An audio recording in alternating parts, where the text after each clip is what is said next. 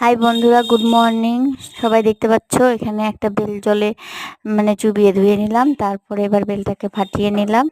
তারপরে এবার বেলটাকে ছাড়িয়ে নেব। নিয়ে তোমরা তো সবাই জানো এই সময় গরমে বেলের শরবত খেতে খুব ভালো লাগে। তাই আমি নতুনত্ব করে একটা তোমাদের জিনিস দেখাবো, এটা করে খেও, খুব ভালো লাগবে। তো বেলটাকে চটকে নিয়ে নরম করে একটু জল দিয়ে গুলিয়ে নিলাম। নেওয়ার পরে এখানে দুধ দিয়ে তারপর একটু চিনি দিয়ে দেব, মিষ্টিটা একটু হবে।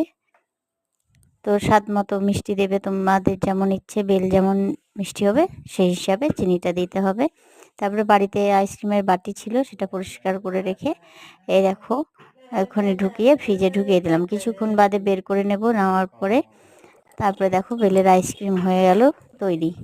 তো তোমরাও বাড়িতে চেষ্টা করো এবং বেলের আইসক্রিম খেয়ে বলো কেমন লাগছে। আমার তো ভালো লেগেছে। টাটা।